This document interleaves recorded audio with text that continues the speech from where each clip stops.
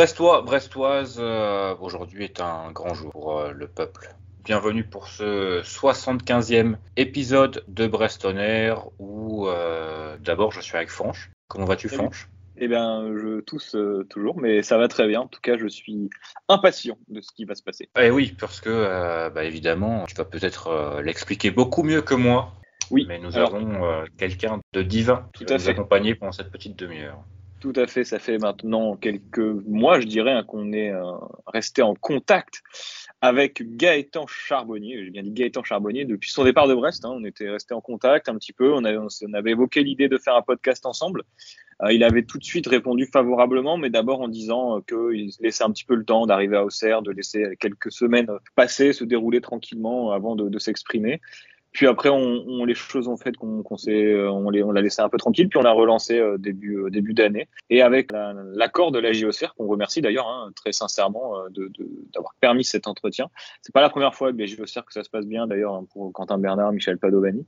Et Gaëtan Charbonnier nous a fixé une date, c'était aujourd'hui, donc le mercredi 13 avril à 17h. À 17h pile, il était là. Donc merci à Charbot d'avoir été avec nous, parce que cette introduction, on l'enregistre juste après avoir enregistré ça. C'était très réglo de sa part, et nous, évidemment, Quentin, je pense que tu étais ravi de pouvoir échanger avec ton idole.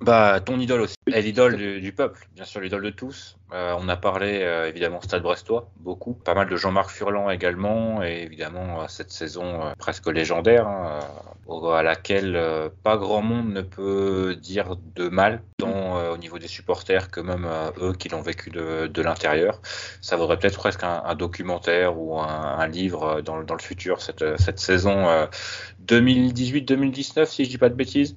C'est tout à fait ça. Voilà. Mais et si on fermait nos gueules ? Et si on fermait nos gueules, Fanch, et on laissait la parole à Gaëtan Charbonnier ? De toute façon, je pense que les gens veulent que nous fermions notre gueule actuellement. Tout à fait. D'ailleurs, je pense qu'il y en a quelques-uns qui ont déjà enlevé le son, ou qui ont déjà passé cette petite bande de son pour écouter ce que Gaëtan Charbonnier avait à dire sur le Stade Brestois, sur cette saison et sur les supporters également.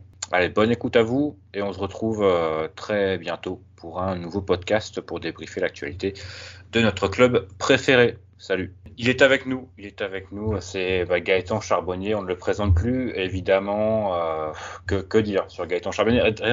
C'est vrai qu'en Gaëtan, rien qu'en disant ton nom, tu vois, les Brestois, je pense que sourient.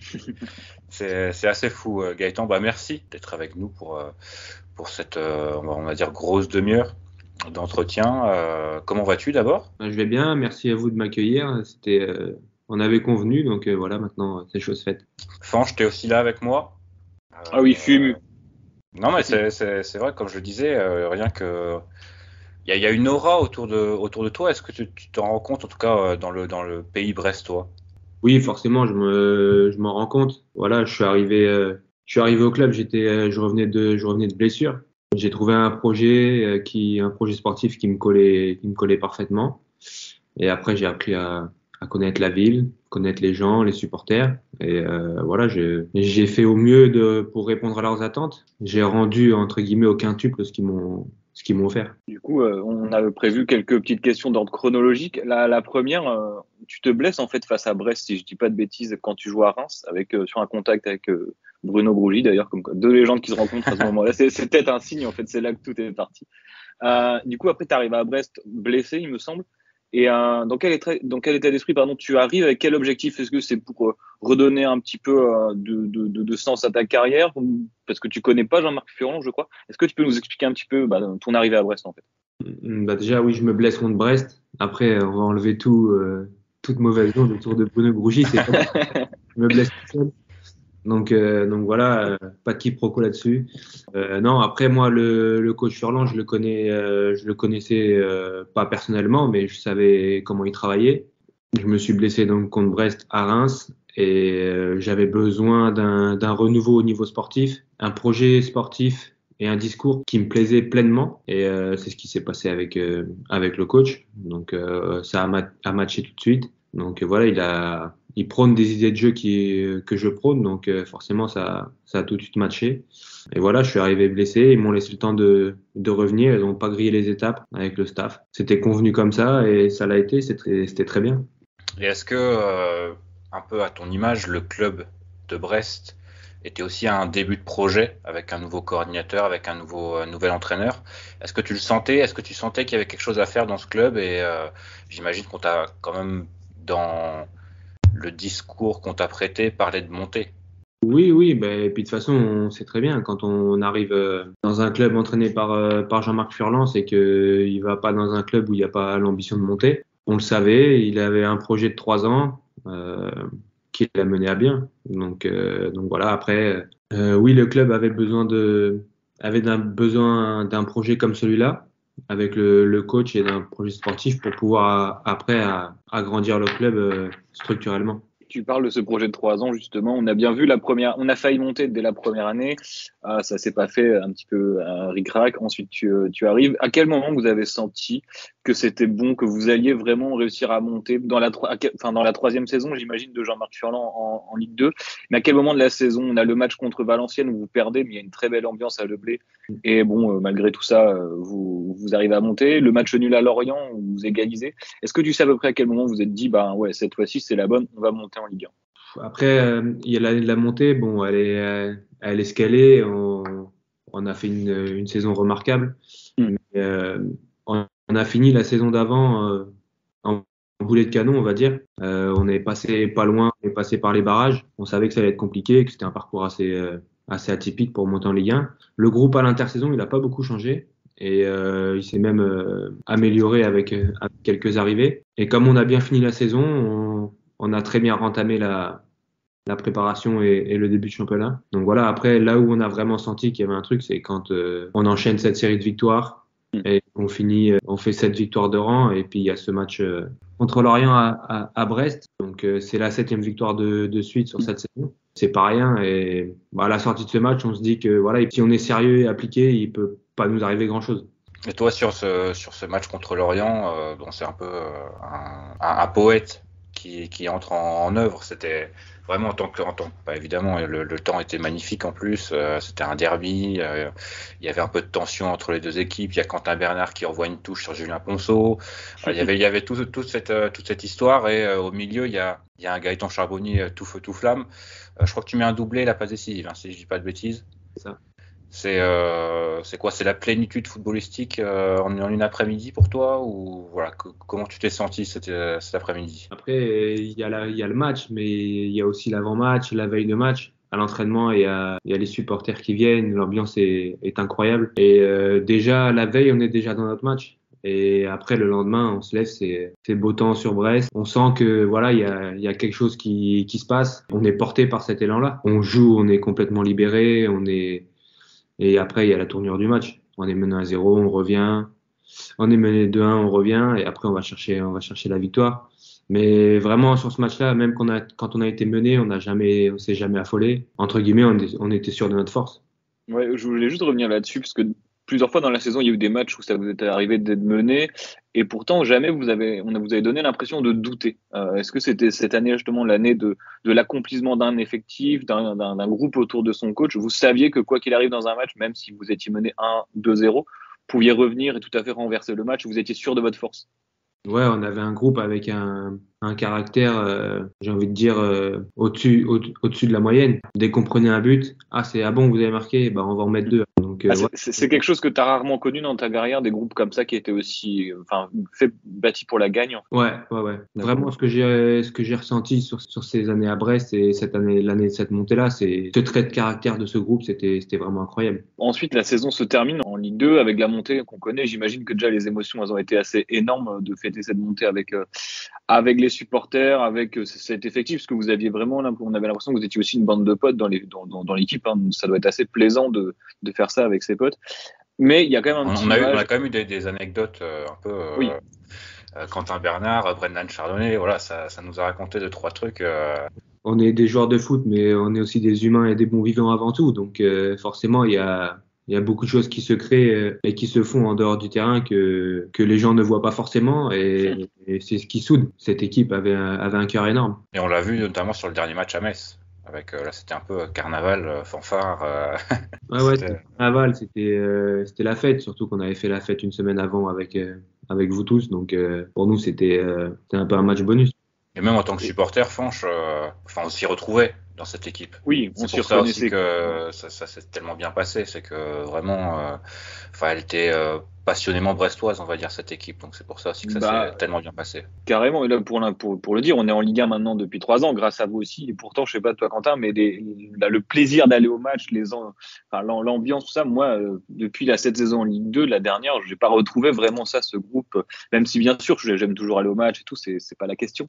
Mais je me reconnais moins dans l'équipe actuelle que dans l'équipe de la Ligue 2. Ça, c'est indiscutable. Et je pense que beaucoup de supporters encore aujourd'hui, d'ailleurs, quand tu vas au match, tu regardes en RDK, les maillots, c'est les maillots de Hautrette, c'est les maillots de Chardonnay, de Charbonnier, de cette époque-là. Moi, je joue au match avec mon maillot de Quentin Bernard, pas avec un maillot d'un joueur de Ligue 1, tu vois, généralement. Tu es le seul, donc. Oui, je suis le seul et j'en suis très fier.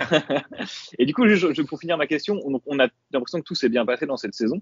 On finit avec une belle fête, mais il y a le petit nuage, c'est le départ de coach Furlan. Et est-ce qu'à ce moment-là, toi ou le groupe, est-ce que vous avez douté? Est-ce que tu t'es dit, est-ce que je vais rester à Brest? Est-ce que je continue à Brest sans le coach? Parce qu'on a quand même l'impression que c'était un petit peu le côté négatif de cette montée, c'est que le guide, en fait, il vous quittait, quoi.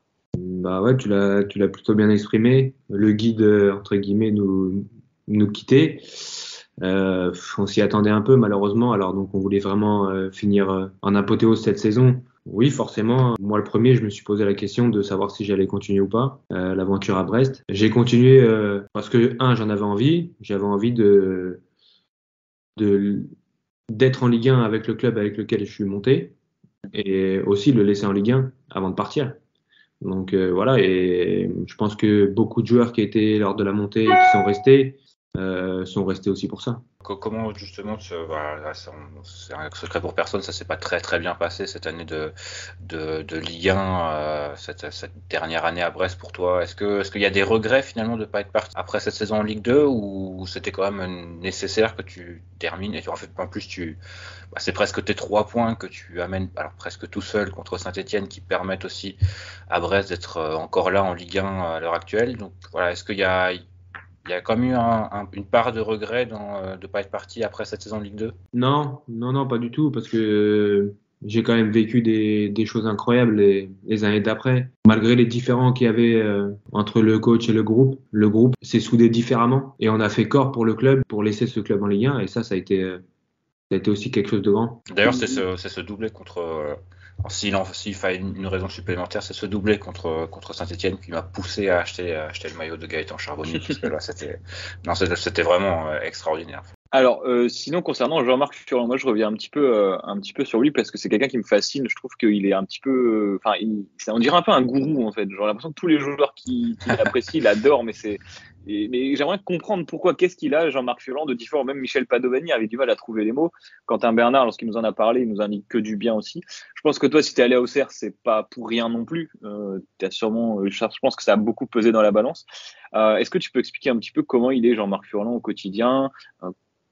Pourquoi est-ce qu'il est si différent pour toi et pour les autres? Effectivement, il est différent. Il n'a pas l'image de l'entraîneur moderne. C'est quelqu'un, comment dire, c'est des idées de jeu qu'il est prône et qui mourra avec ses idées, quoi qu'il arrive, même s'il y a une série de défaites, etc.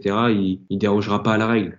C'est pas lui qui va dire, voilà, maintenant 5-4-1, on bétonne, on fait match nul, etc. Ça n'arrivera pas.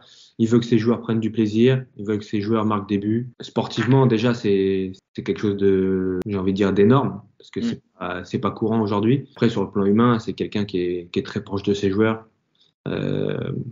Qui amène énormément de sérénité et qui laisse libre recours à l'imagination dans ses idées de jeu. Donc, à un moment donné, forcément, quand le collectif il en sort grandi, il y a des individualités qui en sortent grandi aussi, comme dans tout collectif.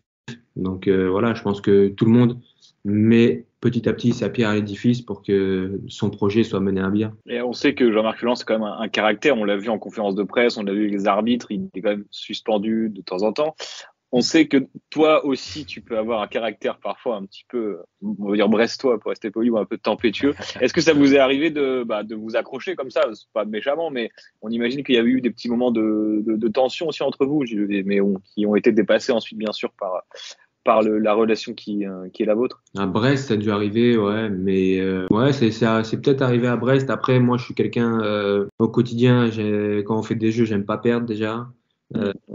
Si la balle elle est sortie d'un mètre, elle est sortie d'un mètre. On peut pas dire qu'on a joué. Pour moi, c'est de l'injustice. Donc voilà, je suis comme ça. Donc par moment, bah voilà, je suis un peu caractériel. Donc voilà, mais là où avec d'autres coachs ça se passe moins bien, là lui il me laisse faire, après on en discute et puis voilà, c'est terminé. Est-ce que tu as trouvé ton âme sœur footballistique? Bah j'ai vécu les meilleures saisons de ma carrière avec lui, donc oui. Moi, je veux revenir sur une autre période qui va marquer ta carrière à Brest. Et c'est le moment où tu marques un petit peu moins et ensuite tu arrives à marquer enfin, tu loupes un péno contre Nice, il me semble, tu tires sur la barre. Et ensuite, tu arrives à marquer en Coupe de la Ligue contre Bordeaux. Et là, il y a tout le stade qui t'applaudit, même qui t'avait applaudi le match de Nice où tu avais loupé le péno, ça peut arriver. Est-ce que là, tu as senti que le public, de toute façon, quoi que tu fasses à Brest, serait avec toi et resterait avec toi? Et il y a eu la célébration aussi où on comprend, nous, en tant que supporters, que enfin, tu nous rends l'amour qu'on t'a donné, on va dire. Là, c'est très clair. Comme rarement une célébration a été aussi claire, quoi. J'ai vécu plein d'émotions de mon passage à Brest, des émotions fortes. Et ce jour-là, et ce qui s'est passé avant, c'était émotionnellement, c'était vraiment fort. On le voit encore aujourd'hui là-dessus. Ouais. C'est un passage qui m'a marqué, effectivement. Bah, je pensais pas qu'aujourd'hui que c'était encore quelque chose qui te touchait autant, mais en tout cas c'est clair que pour tous les supporters de Brest c'était vraiment important de pas te lâcher dans la mesure où vraiment tu fais partie, tu es peut-être le joueur qui nous a fait monter en Ligue 1 et ça les gens ils oublieront jamais à Brest en fait. Je sais pas si tu te rends compte, mais les gens ils oublieront jamais ce que tu as fait au club et même si tu pouvais louper 5 pénaux de rang, nous on t'en aurait jamais voulu en fait. Et c'est même pas tant le fait que, enfin évidemment, Gaëtan Charbonnier nous a grandement fait monter, mais c'est surtout le style de joueur qu'il est. Je pense bien que sûr. Les supporters brestois, alors les supporters de football en règle générale, mais peut-être en étant chauvin, le supporter brestois est un peu plus connaisseur qu'un autre. Voilà, il aime le foot. Et je pense que Gaëtan Charbonnier est le foot dans une certaine mesure. Et par exemple, non, mais l'intelligence, le fait que je pense aussi que tu es conscient que tu es presque un joueur d'un autre temps. D'ailleurs, est-ce que tu aurais aimé jouer il y a 20 ans, par exemple? Ouais, parfois dans des discussions, je me dis, ouais, peut-être qu'il y a 20 ans, j'aurais peut-être eu une autre carrière, qui sait. Voilà, je fais avec le temps qui est aujourd'hui. Comment tu as réussi à exprimer tes qualités dans un football qui va de plus en plus vite, qui est de plus en plus physique, où on demande de plus en plus à courir? Ça doit pas être facile pour toi qui a finalement un style de jeu qui est assez, ouais, comme je le disais, assez d'un autre temps. J'essaye de faire avec mes qualités. J'essaye d'avoir une vision un peu plus rapide que les autres pour pouvoir voir et enchaîner plus vite que les autres. Donc voilà, je m'adapte et après je sais aussi que autour forcément ça bouge plus vite, ça laisse aussi beaucoup plus d'espace par les mouvements des coéquipiers. Donc à moi de bien me servir de ces mouvements-là pour être dans des zones joignables et pouvoir faire jouer les autres. Et du coup, la question que j'allais poser, ah si, ouais, non, Quentin, j'ai pas rêvé cette année lorsque Brest enchaîne les 10 matchs sans victoire, je crois, pour commencer la saison. En tribune Quimper, ça a chanté Gaëtan Charbonnier. Je sais pas si on te l'a dit ou si tu l'as su, mais c'est ce qu'on entendait en tribune Quimper. Quand les matchs se passaient pas très bien cette saison, il y avait des chants à ta gloire encore en tribune. Donc ça, tu peux le garder en mémoire, tu peux en parler aux collègues à Auxerre, mais personne t'a oublié. À quel moment, par contre, là, moi je me souviens très très bien du jour où j'ai lu sur Twitter que tu partais et que tu quittais Brest. C'est France Bleu, je crois qu'il a annoncé. À quel moment tu as pris la décision de quitter Brest pour rejoindre Auxerre? Est-ce que c'était fait depuis un petit moment déjà, lorsque tu mets ton doublé à Saint-Étienne, c'était déjà acté ou pas? Non. Jusqu'à la fin de saison, c'était pas acté. Par contre, une fois qu'on était maintenu, le lendemain, j'ai été voir Grégory Lorenzi dans son bureau. Et voilà, je lui ai dit que j'avais l'intention de partir et que je partirais. Voilà. Le sentiment du devoir accompli, ouais, c'est ça. Le club était là où on l'avait mis. Donc voilà, j'ai été plus trop en accord avec déjà le coach qui était en place et ce qui allait arriver après. Donc j'ai préféré partir. Et je pense que c'est mieux que je parte comme ça plutôt que, c'est ce que j'ai dit à Grégory Lorenzi, plutôt que je reste une année où j'ai pas envie de rester et où je peux devenir peut-être aigri ou autre. Donc, j'avais pas envie de ça. Tu veux pas faire la saison de trop, en fait. Voilà, ça je l'ai dit, je voulais pas faire la saison de trop. Donc voilà, j'ai préféré partir. Même si tu savais que le coach allait changer, tu voulais pas, tu pensais que c'était le moment de partir. Ouais. Sur cette dernière année, il y a eu des choses qui se sont passées en interne, qui m'ont fait beaucoup réfléchir. Là où par moment on avait, sur les années précédentes, on avait le sentiment qu'on était une famille, j'ai eu à un moment donné cette cassure. Du coup, tu regardes un petit côté négatif de ta dernière partie à Brest. Du coup, c'est un peu le côté qui te reste sur le cœur un peu de ce départ qui finalement s'est pas super bien passé. En plus, t'as pas eu je dirais à cause du Covid, l'hommage qui aurait été logiquement mérité. Hein. T'es pas le seul. Je pense à Gaëtan Bello, Mathias Autrette qui auraient pu avoir des départs un peu plus célébrés. Est-ce que toi, tu gardes justement un côté un peu décevant de ce départ-là? Non, pas. Je suis pas déçu. Loin de là, je suis très content d'avoir été au bout de mon année. J'ai jamais triché. Quand on a fait appel à moi, j'ai essayé de donner le meilleur de moi-même. Donc voilà, depuis le jour où je suis arrivé à Brest et le jour où je suis parti, et depuis le début de ma carrière, j'ai une ligne de conduite et je m'y tiendrai jusqu'au bout. Donc voilà, moi j'ai aucun regret sur mon départ, parce que j'ai vécu des choses qui font grandir aussi. Même s'il y a eu des choses un peu plus négatives, elles sont bonnes à prendre quand même. Et justement, Franche, tu parlais de cet au revoir qu'on n'a pas pu te donner, toi et certains de tes collègues. Est-ce qu'on t'a contacté depuis pour un retour à Francis Leblay pour célébrer ceux qui sont partis et qui n'ont pas eu à cause du Covid leur célébration méritée? Non, du tout. Ça aurait pu être le cas. Donc, ça aurait dû être le cas même. Ça aurait dû être le cas, ouais. Ça aurait dû... Tu suis un petit peu le stade maintenant depuis que tu es à Auxerre. Est-ce que tu as quand même quelques anciens coéquipiers, c'est ton ancien club, ton ancien stade et tout. Est-ce que d'ailleurs, j'ai une petite question sur le stade après. Est-ce que tu suis un petit peu l'actualité du club de Brest cette saison qui est bien parti pour se maintenir mais sans faire une saison extraordinaire? Oui, bah, effectivement, je suis en contact toute la semaine avec Gauthier, avec Chardo, avec Fauss, avec Francky. Donc voilà, il y a des gens avec qui je suis toujours resté en contact. Donc voilà. Je me permets une petite question sur Chardonnay. Tu l'as connu quand tu es arrivé à Brest. Il était déjà l'enfant du club, celui qu'on disait l'éternel numéro 3 en défense centrale. Aujourd'hui, il est devenu capitaine, indéboulonnable. Je pense que c'est un des premiers noms qui est mis sur la liste, sur la compo. Qu'est-ce que tu penses de sa progression? Est-ce que tu trouves, t'es surpris, pas surpris? Est-ce que tu trouves qu'il remplit parfaitement son rôle de capitaine à Brest? Qu'est-ce que tu en penses? Vous m'auriez posé cette question-là quand je suis arrivé. J'aurais pas prédit l'avenir de Chardo comme celui-là. Après, Chardo, il a des qualités et à un moment donné, il s'est dit peut-être falloir que je me mette vraiment à travailler. Et il s'y est mis, il s'est attelé, il a bossé tous les jours, plus. Et aujourd'hui, tout ce qu'il a travaillé aujourd'hui, il est récompensé. Mais c'est pas anodin. En tout cas, ça fait plaisir pour un joueur du club, Quentin, que tu connais bien. Oui, parce que j'ai comme Gaëtan Charbonnier ici présent, j'ai moi-même joué avec Brendan Chardonnay. Alors, c'était en poussin à 7 ans, 8 ans. Mais moi, pareil, j'aurais jamais pensé, même il n'était pas au-dessus, on va dire, à cet âge-là, et même dans les catégories ensuite. Mais je pense que il a un supplément d'âme, et le fait peut-être aussi de jouer à Brest qui lui offre aujourd'hui cette aura, et le fait d'être pas loin d'être une légende du club maintenant, parce que ça fait 10-12 ans qu'il y est, qu'il gravisse les échelons petit à petit, maintenant le brassard de capitaine, et il n'a pas l'air de vouloir partir, donc écoute. Tant mieux pour nous. Tant mieux pour nous, effectivement. Et tu l'as dit, tu es en contact avec beaucoup d'anciens joueurs de la Team Pirate, on va l'appeler comme ça. Est-ce que d'ailleurs, toi, tu as fait un tatouage Team Pirate ou pas? Non, moi je l'ai pas fait. Non. Mais ça montre aussi le fait que c'était vraiment un effectif unique, on va dire, comme peut-être jamais tu n'as eu et comme jamais tu ne retrouveras dans ta carrière. Tu l'as dit, hors du commun, unique. C'était un groupe qui vivait pleinement les choses, sans se soucier on va être jugé de par un tel ou un tel. On a vécu nos années brestoises comme on voulait les vivre et on est rempli de souvenirs. Ouais, toujours en contact avec des Anthony Weber, des Edouard Butin par exemple aussi. Ouais, toujours. Le duo Butin-Charbonnier, Le but à Clermont quand même. Ah oui.